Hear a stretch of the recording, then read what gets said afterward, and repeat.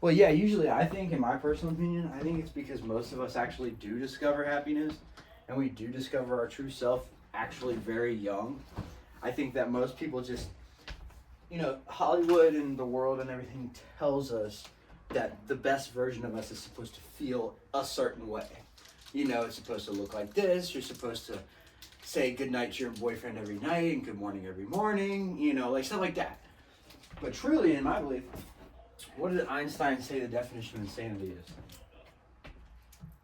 Repeating the same thing twice, knowing the precise outcome. Yeah, knowing the results. So repeating something twice, knowing the outcome. So why, if every single day, following Hollywood's version of romance, they're not happy, and they keep doing the same thing? Wake up, text your boyfriend. Wake up, make breakfast. Wake up, do this. Wake up, do that. Wake up, have coffee. Not soda, coffee. Not energy drink, coffee, because everyone else is drinking coffee, so you want to fit in. You know what I mean? It's like fitting in with the Joneses kind of thing to a whole nother fucking degree.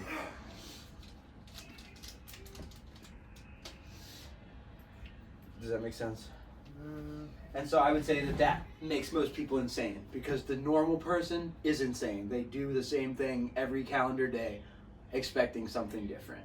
They're expecting that somehow, regardless of their routine being the same, some type of mysterious fantasy of Prince Charming is just gonna swoop in and kiss Sleeping Beauty unbeknownst, and everything's gonna end in perfect magic happiness.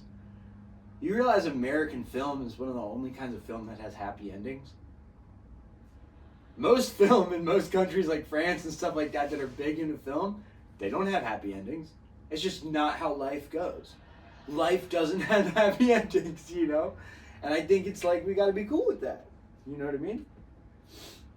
Not everything's gonna be perfect, right? That's what I'm saying. I think a lot of people think that they can really be perfect, and I'm here to say, man, I highly doubt it. I think even if Jesus came back, I think Jesus would come back as a sinner. You know what I mean? Because he already knows what it's like to be perfect and walk with man, but man is not perfect. So honestly, he never really got to truly understand human anguish and sadness and pain. I think he would come back and be fully capable of sin. As a matter of fact, I think he would have to have his own redemption. He'd have to find God without the voice of God always being in his head, like it was when Jesus was first here. I could be wrong, but that's just, something I told my mom a while ago, where I think that, Okay. because it's never happened before. I understand your logic, but when God the Omega made Jesus, he said, Jesus is me. I am him. Right, yeah, that's what I'm saying. And I'm saying that if he ever sent Jesus back, I think he would send him back as a new person who didn't even know he was Jesus, who had to live life just like everybody else, who had depression and anxiety just like everybody else, who had voices and, suicidal thoughts and divorce in the family and, so could be anything. You know what I mean? But I think God, more than anything in the world, wants to feel what it feels like to be God imperfectly. And then I think that if that happened, I think that Jesus would eventually realize that God is actually the bad guy. Because God's the one always coming in and destroying creation. God's the one always saying, you guys must listen to these rules. Well, why would you create the tree of knowledge in the first place if we're not supposed to fucking... You weren't supposed to eat of it. They were never. But that's what I'm saying. If God truly loved us, he wouldn't test us like that. That's my belief. I just think that God in the Bible is actually the villain. You know what I mean? But everyone's so respectful of God. I'm like, well, God's the one who's been putting heroin on this earth to kill all your kids. God's the one who allowed fentanyl to exist. God's the one who invented crack cocaine, if you think about it. God's the one who had the Twin Towers happen. God's the one allowing all this shit in Gaza. You know what I'm saying? So I'm like, bro, I think that's fucked up. That's actually a man.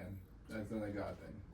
But I'm saying God just gets to pick and choose. See what you're saying. You're advocating for God. And I'm saying that's what everybody does because they think they owe that to God. I think I owe it to Henry, who's about to die, like who's on his last minute on earth. I might be driving down the road, right, and not know that a fucking semi-truck's about to hit me. I don't know what. I don't know how I'm gonna die. But that's the one thing we know about all humans. We don't know how we started, technically, but we all know how we're gonna end. We all know it's a guarantee we're gonna die. Yes. So ultimately, in my mind, death is the yes. great equalizer. Like, we can't avoid that. You know what I mean? And I'm not talking about life after. I'm not saying that, life eternal doesn't, heaven and stuff like that doesn't exist. I'm just saying let's go with what we know. What we know is we're all going to die. Let's leave it there. Because I think most of your problems in life come from people being scared to die. And then they think that they should survive. And then they're told by their society that they need a job and that they need to provide food and they need to provide water. Well,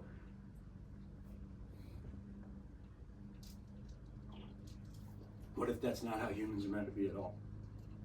What if we're just not supposed to kill people? What's the first commandment? Is that one of the 10 commandments? No, I should not kill. Yeah. Why don't we stick to that?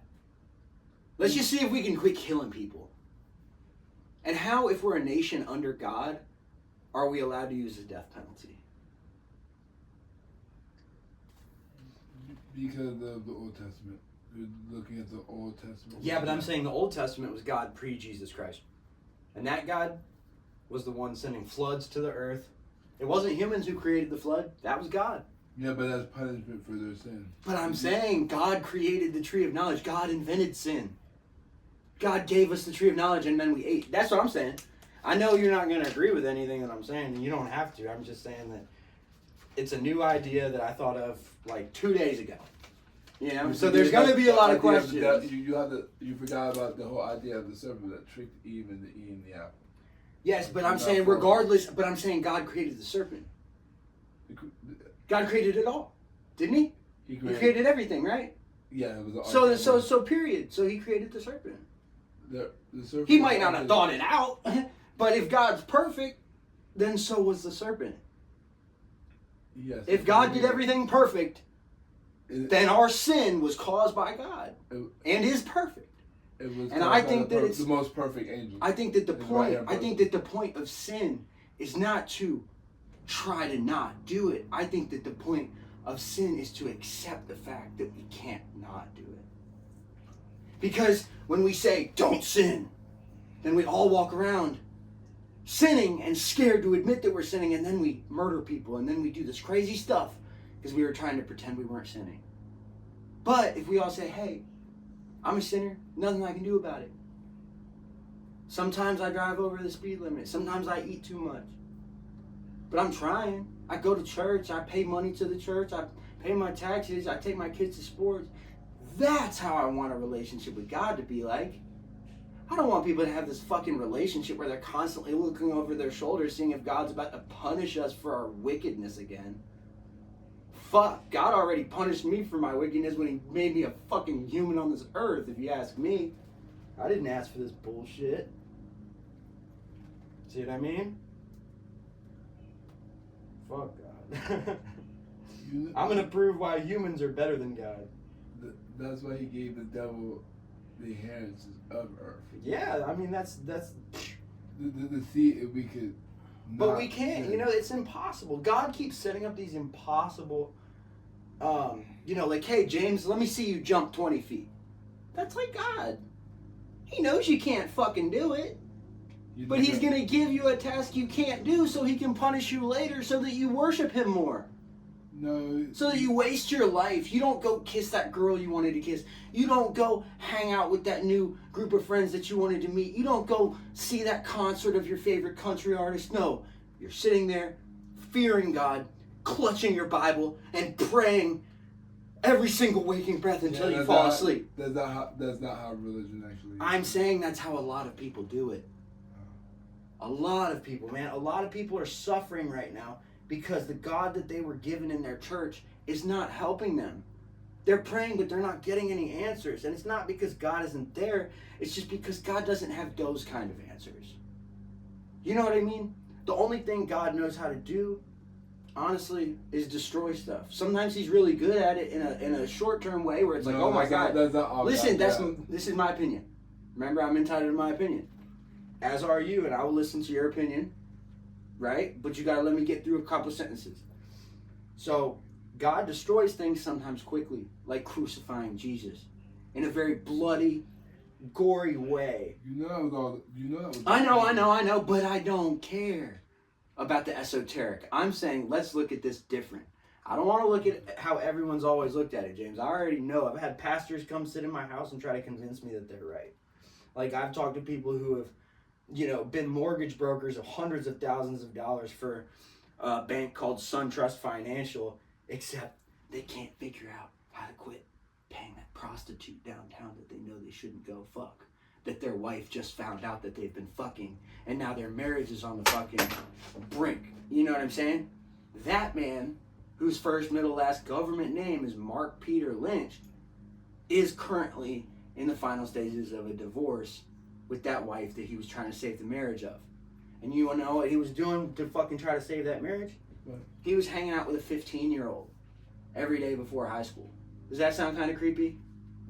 A little bit weird? Not even just hanging out with a 15-year-old every day before high school, but taking that 15-year-old and buying him food at McDonald's. With their child? No, with another family's 15-year-old child.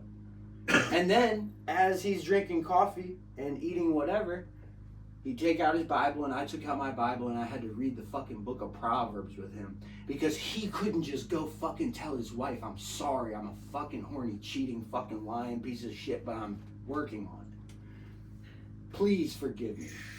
Instead of saying that, he fucking tried to use me as a, oh, hey, honey, I'm going every week to go take this troubled kid who's struggling with, you know, marijuana or whatever. I'm taking him to McDonald's and reading the Bible with him and blah, blah, blah. No, bitch.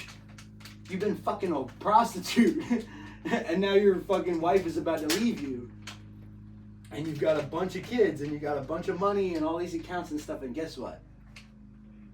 His wife, who was his wife back then, that was like 13 years ago, still ends in divorce. You know what I mean? And so me, I saw his ex-wife like the other, you know, last time I saw my mom. Because she came over, gave me a hug or whatever, you know. And her daughter is great at music. You know, and her family's been supportive of her music. You want to know why? Because she plays guitar and she sings Christian songs. Give me a fucking break. So now, the daughter of that family that used to be best friends with my family, that I used to go sit in McDonald's reading Proverbs with a fully grown adult 50-year-old male, they want to fucking support their daughter's musical dreams. But did my parents support my musical dreams? You see what I'm saying? I'm like, how are you guys on one side gonna say, oh, Henry can't be fucking growing pot. Henry can't be fucking, you know, doing X, Y, Z in the third, blah, blah, blah, blah, blah, blah, blah. Bitch, y'all trying to control my fucking life led to these problems. Look at what's happened since I beat the case that my family tried to hit me with on some evidence that they didn't have. What's happened since then? I haven't been in handcuffs one single time. I haven't been to the hospital one single time. You see what I mean? I haven't had to go to rehab one single time. Whole time I've been in Greenhouse. The only issue that I've had here the whole time I've been here is just rent. Which big fucking deal. Rent's gonna be an issue for me the rest of my life. You know what I mean? When is it not gonna be an issue? It's always gonna be there. So why am I gonna be like, oh, I hate stressing about rent? Like, I'm always gonna stress about rent. That's part of life, you know? It's part of life, man. Yes, but they make you and some of them not have to stress about rent. I mean, I just think it's two-faced, and I just think they're fucking lame. When you fucking give my sister a fucking $20,000 car for her first vehicle, like, she's not a better person than me. She's not. She played by the rules. But I'm a better person than her, even though I broke all the rules. You see what I mean? And you know how much of a better person I had to be? Because of who I'm up against? You look at my family, you've seen, they look like a fucking Christmas card. You know what I mean? Off a fucking White House Christmas card or some stupid fucking shit. You know what I mean? But they treated me like fucking garbage. And because they are so ashamed of how poorly they treated me, they don't even reach out an olive branch to make things right. They don't call me. They don't text me. I text them, I call them, then I get a response sometimes. But shame and guilt are what's destroying my relationship with my family, because they're all embarrassed that they were wrong about me. And at every Christmas, at every Thanksgiving, and every single Easter, they were all talking shit about me for the last 13 fucking years of my life. And most of the time, I was not there to fucking defend myself. So I was there for maybe 3 out of the last 15 years of all those holidays. And the whole time they've been dragging my fucking name through the mud. Because God forbid Henry gets better and tells the world what really happened. God forbid. Let's bankrupt him. Quick, let's get him to get kicked out of his house. Quick, let's get him to move to California. Quick, let's get him to lose his phone coverage. Quick, it's not going to stop me. It hasn't stopped me before, and it's not going to stop me now, and it's not going to stop me ever again. You know what I'm saying? I'm an unstoppable force. That means that there's no object that I can encounter that I'm not going to destroy my way through. And you saw the video of dude last night at that concert. Name one other person you know that could walk into a fucking show with like a TRC rapper or a singer that they're a big fan of, and the singer themselves comes out on the stage and says, "Oh shit, I know you." How many people have that? Very few. Very few. And this is what I'm trying to say, is that now that I got that out of the way, they better hold on to their horses, James. Because I'm coming with fire and a bunch of angry motherfuckers, you know? And I promise you, we will win. Because I'm not here for physical accolades, physical wealth. I take whatever the world's willing to give me. But most of the world is selfish. Most of the world is going to be able to justify their Amazon Prime subscription before they're going to put 75 cents in the local homeless man's cup. You know what I mean? And they never thought there would be a homeless man like me. They never thought they'd see a homeless man come from the gutter of California, the gutter of West Virginia, strung out on amphetamines, fentanyl, you name it. They never expected someone like me to come from the places I've been and make it to where I'm at now. And not only have my fucking head on straight, but to actually have the courage to call out all the guilty people who are actually out here fucking people over in the name of progress, the economy, and whatever bullshit religion they want to convince everyone that they're so in favor of. Well, if you're so fucking in favor of Christianity, for example, how come you've never been on a mission to a third world country? That's what I would ask my mom. And every single member of her church. And yeah, there's a couple in her church that have. But if you're a fucking Christian, you claim to be a Christian, and you fucking live somewhere and made like over $100,000 a year, and your church takes millions of dollars of that money they pay their fucking preachers handsomely, and they've got a fund to go to Africa and all this stuff to go help install homes and go to Sri Lanka and install healthy pipelines and stuff like that, because no one else is going to help them except Americans. You're telling me that's your church and you claim to be a Christian of that church and you've never been to a third world country on a mission? That makes me want to vomit. That's fucked up. Because the crazy thing is, when those people go on a mission, if they go on a mission to like Uganda, or they go on a mission to like Brazil, or they go on a mission to these third world countries that have nothing, the first thing that happens when they walk into that community is, oh my God, something needs to be done about this. Without that urgency, without that going on your first mission and just seeing, oh my God, they don't even have concrete roads. There's people shitting and pissing next to the fucking bus stop. And this is normal. This is Tanzania.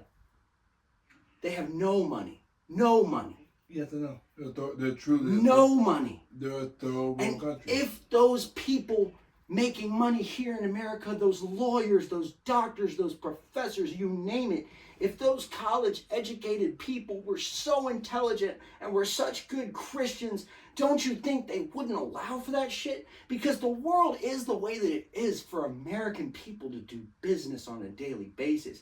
The reason a latte costs $7 fucking at Starbucks is because they couldn't charge $8 for it and people still buy it. But if they charged $6 for it, they couldn't pay for the people in a third world country to fucking give them all the coffee beans. You want to know how I know stuff like that? I've been to a coffee farm in Costa Rica. Like literally, I went on a tour and they were like, here's all of our beans and blah, blah, blah. And I was like, oh, this is cool.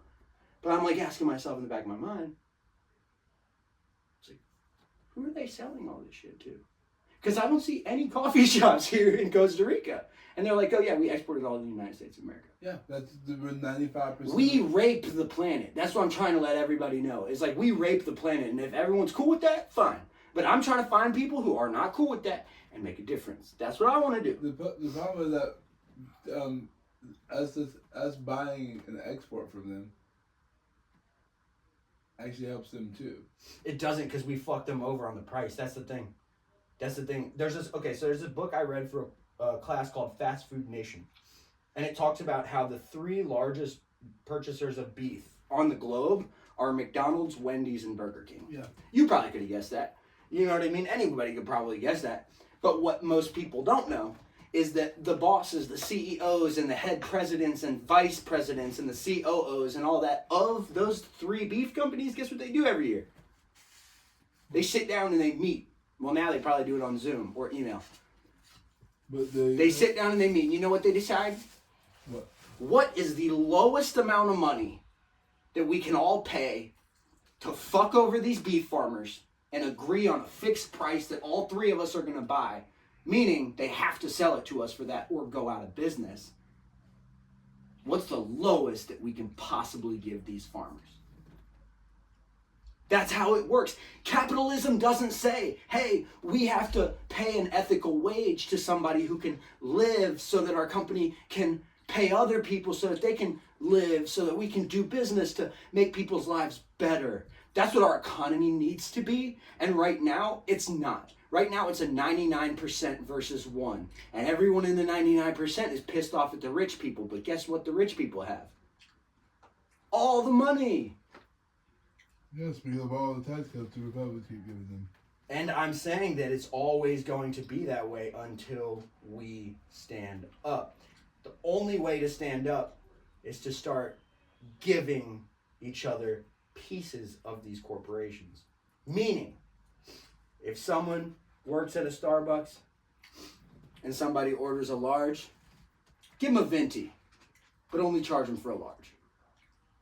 Stuff like that. Because these companies are making like sometimes over 90% profit. And most of the products that any business is selling, whether it's in Walmart, Amazon, or anywhere, you know where all those products end up in 6 months? Like 80% of the products. Where? The landfill. Because the company has to make overstock. They can't have somebody running out of their product. So if I'm only going to sell 5,000 Timberland boots, I'm going to make 10,000 because it was dirt cheap to make the 5,000. You know what I mean? I fucked over enough of the people to fucking make them for $5,000. I could charge 10 grand. Could charge 20. You know, see what I'm saying? It just fucking keeps building like that. But if nobody buys them, you know what they'll have to do? Pay for more products to be produced. Then guess what? The products end up on the shelves, and guess what happens if nobody buys them? They'll have to make more products to produce to end up on the shelf. So we, as people from Dollar General, Food Lion, Starbucks, Hooters, every company in fucking America, 1 penny at a time, 1 nickel at a time, 1 dime at a time. We got to give it to the public fucking people. And what you're going to see is your company's going to place large orders. And they're going to place large orders. And they're going to place large orders. And all of a sudden, they're going to have all this overstock. And we're going to be communicating, all the poor people like you and me, all the 99% are going to say, fuck you to the 1%. Because guess what the 1%ers do? They sit in their mansion, and they stay on their electronics. They don't ever leave, because they don't have to work for their money, remember? They just fuck over all of us. They just say, can't we just pay like 1 cent less per pound per all the beef for Burger King? Come on, call Wendy's and McDonald's and get that shit handled, bitch. Click. Just made $340 million in a day. Okay, now you can buy another yacht, honey. Oh, what kind of yacht would you like today, honey? Ooh, we've got this selection of private jets. Blah, blah, blah, blah, blah, blah, blah, blah. Sir, why would they have to go underbid the farmers when they own the damn farm? They don't. You got to read the book. That's what I'm saying. It's literally in a book that's a factual, non-fiction book that's literally published and shit like that. It's legit. It was what I had to do for a high school project, man. Like, it doesn't get any realer than that. But look, the truth nowadays is so fucking crazy that most people just don't even believe it. Same reason Costco grows their own beef. Well, but Costco's able to do that. The other guys aren't, you know what I mean? Because remember, they're all in the business. Every business in America, except for a very few, but that number is increasing. Basically, every single business in America is built on fucking over the producers of the raw material, the transportation network, all that shit. They just rape it up the ass every time. No lube, no fucking Vaseline, no nothing. Just rape them up the fucking ass day in and day out. That's why Costco has that. That's why Costco has that much. Why is it that you can buy a fucking laptop for $100 at fucking Costco? Maybe because it's corruption, homie. You ever thought about that? You ever thought that if you make $1 million or more, you're literally a part of a gang? You never thought about that? Think about it like a gang, dude. If you make $1 million or more, you're a part of a gang. What does that gang believe? Fuck over everyone else and make as much money as you can. That's capitalism. That's what they believe. Fuck them all over. That's literally what they believe. Yeah. They have a union, sir. What the fuck is that in your soul? What's up, OG? I'm on my. We got on a podcast. We going all fucking up and down about the economy. Shit you had to do. You got one job and one job. God. I'm almost there, Sam. I'm almost there. Don't count. I got a lot going on. Grenades and horseshoes. That's the only thing that almost count in. Jesus. Horseshoes and hand grenades. Right. Yeah. What, almost blew up in your hand? Well, yeah, I was telling James about how the beef industry fucks over all of the growers by Wendy's and Wendy's, Burger King, and McDonald's all sit down together and argue on, figure out a fixed price. What the fuck is that? Huh? Let's go. It's all fucking here and there, the tax. The months. The what? The months. You got the Mm. years. Hold on, look, I don't even, bro. You know how many vehicles I've owned? They was all right underneath my rug downstairs till you came and asked I got all this shit that's in here, I'm sure. God damn. Damn, I done took a shower, took 2. And 8. Well, we were expecting that you were gonna take a dean shower, so. Man, I take military showers, man. Get in. 7 hours later, Yeah. tomorrow morning at 6. Why am I fucking in this motherfucker? Y'all room is disgusting. No, it's not. This is fucking what an acid trip looks like in real life, bro. Right. Hey guys, Oh, this fucking guy, dude. what's up? Guys? Oh, watch out, the camera's online. People might know that you're gay. Oh shit, I can get out the way then. Hey, will you stop me now? He ran away. I am.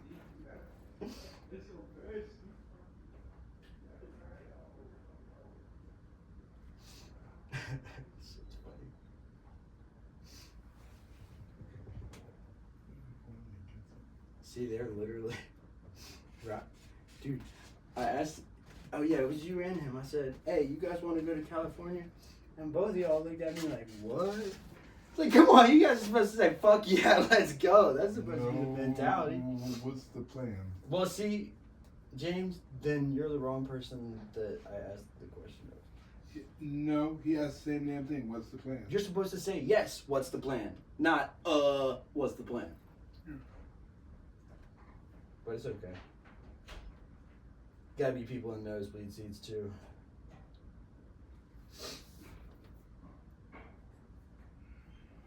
They come up and say, oh, we don't got you on the guest list.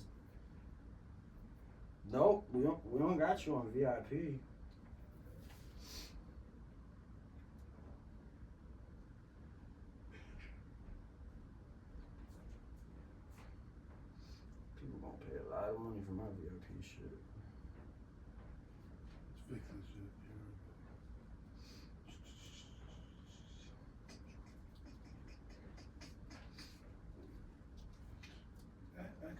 long as we check it. I'm not sure they process it yet. Update. They fixed workforce engagement.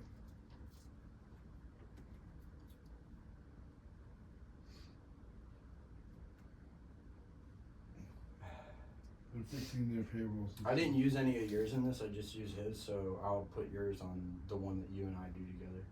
Okay. This one's just Sam's, but he wanted me to. Bets.